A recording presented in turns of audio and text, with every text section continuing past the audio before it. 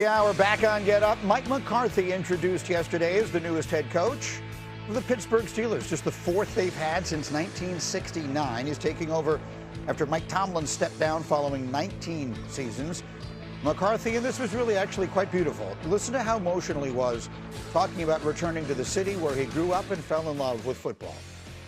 You know, oftentimes coaches and players, you put on new team colors, and it takes a minute to feel comfortable in those new colors. But to be blessed beyond any measure, one day to put on the colors you wore since you brought home.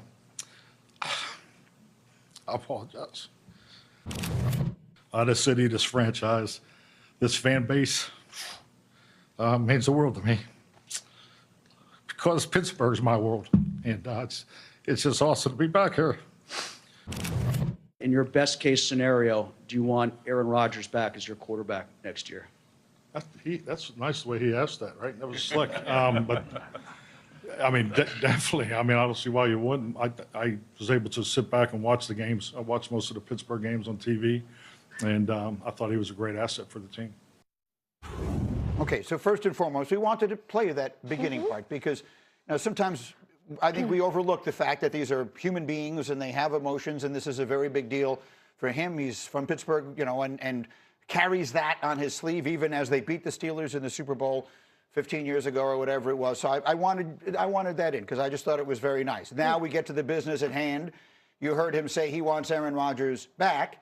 There wasn't any question he was going to say that. Jeff, the question is, should he want that? Do you believe best case scenario, which is the way the reporter phrased the question, best case scenario for the Steelers, Aaron Rodgers is their quarterback next year? I do. And listen, I don't think you bring Mike McCarthy in for Aaron Rodgers, right? As you're bringing Mike McCarthy in, you are trusting his development of quarterbacks throughout his career. And whatever he did in Green Bay, how he handled himself in Dallas, all the different, even back, when he was assistant coach and all the different quarterbacks he's dealt with. And so you're hoping that he can develop a quarterback room, right? First, second, and third, get guys prepared that if there are issues or situations, someone else can step in and win games. And so I think he understands when you're looking at the landscape, probably Aaron Rodgers is his best bet to start off, but he will be developing. And whether that's Will Howard to push Aaron Rodgers, but I think the conversation between he and Aaron is how long does this thing last? Are you good coming in and potentially being, kind of worked out, or is this a one-year thing? I think those are all conversations that fall under the, quote, best case scenario. But I do think as you look at the landscape, there's probably not many out there unless you're going to compete for the Malik Willises of the world and really go put your money where your mouth is that are going to outperform what Aaron did. And not that he played lights out, but he's comfortable in the system. He knows what Mike wants. He understands. They both know they can complete each other's sentences, all those kinds of things. So I think that's probably is his best case scenario. Dominique, I've heard you complete Jeff's sentences. Do you agree? Do you agree with his take here? Is Aaron Rodgers the best case scenario for the Steelers? Yeah, I mean, I guess they'll win more games, you would think, with Aaron Rodgers than maybe Howard and I think it's scary to think of a future given what's out there, given who's in the draft, where their draft picks are, what free agents they have opportunities to get. But Aaron Rodgers isn't getting better, and I'm concerned about the message that they're sending to their fans and the message that they're sending to their team by bringing Aaron Rodgers back if they do. Like, that message is, we moved on from Mike Tomlin because we've been tired, in part. I know they didn't choose to fire Mike Tomlin, but the frustration was we couldn't get past the first round.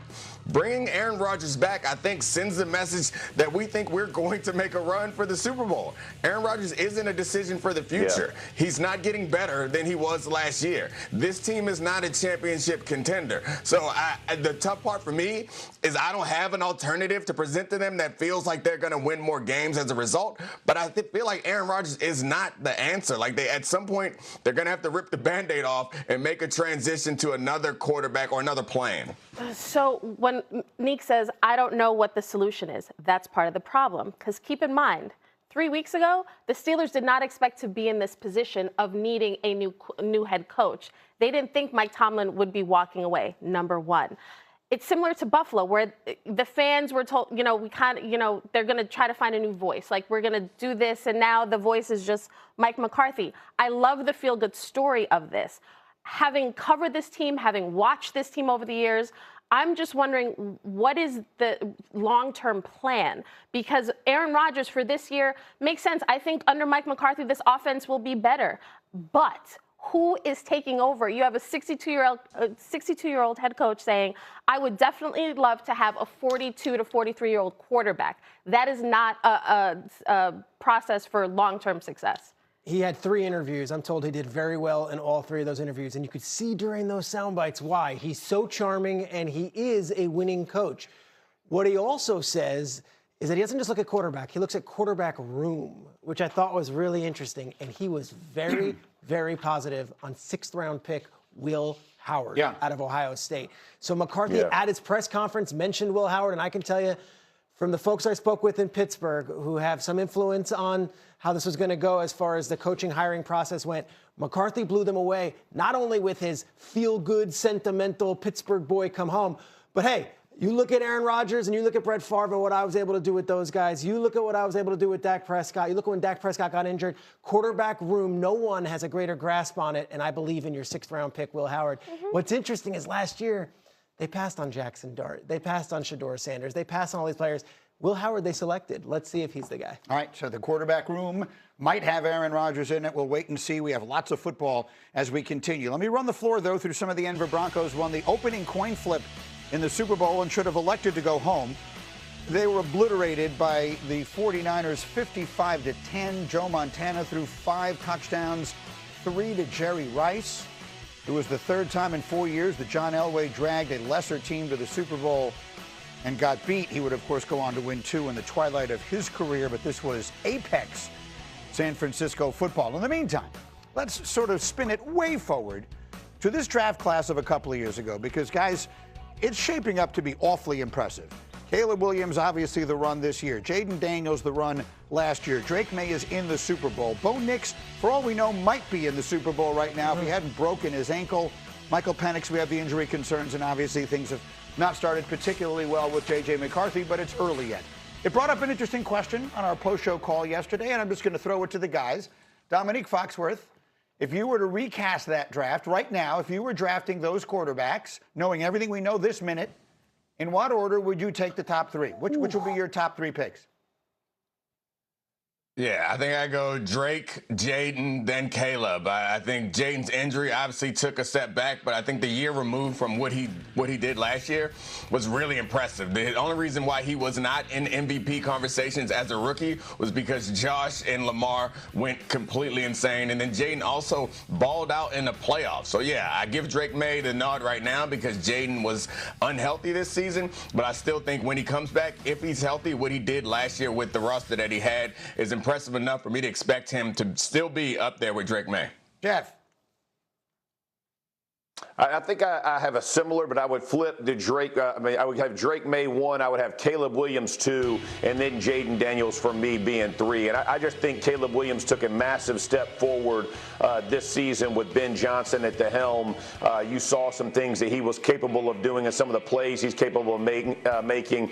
And to Nick's point, the Jaden Daniels for me is just the injury prone. Like you're concerned about this. Hopefully they get this fixed. You hate for injury to ever be an influence in any of this. But I would also say, as you look at what Bo Nix has been able to do, being the last of the crew, I mean, how about that? He takes his team to the AFC Championship, and obviously he can't play in it because he's injured, but that's been pretty miraculous what Sean Payton they were able to do. So he obviously moved up quite a bit himself.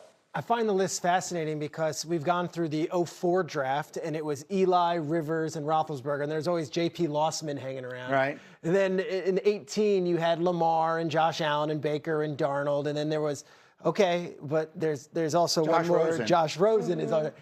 I look at J.J. McCarthy as he's on the bottom of all these lists, and it's like, is he going to be this postscript, especially with the Darnold story as it's going, or is JJ going to next year in year 3 be like, no, this is my time. I'm going to insert myself into the conversation because it is such a loaded draft class, but JJ McCarthy is a giant asterisk right now. I'm sorry, I'm going to be a wet blanket. I hate this conversation. Why do you hate it? I hate it because in year 2 of Josh Allen, he'd probably be low on people's lists right now. Right. I think in terms of how you, I think it's been 2 years of seeing Jaden had one good year, one not so good year. Caleb, same. I just think time, as the reporter in me who covers these guys week in and week out, time tells everything, and right now it's way too soon. Of course it is, but the draft is also way too soon, right? Yeah. You're just projecting what you think these guys are going to be going forward, and so I would just say, in all honesty, the guy who went number 1, that's still who I would take number 1. Oh yes, Caleb Williams with that coach.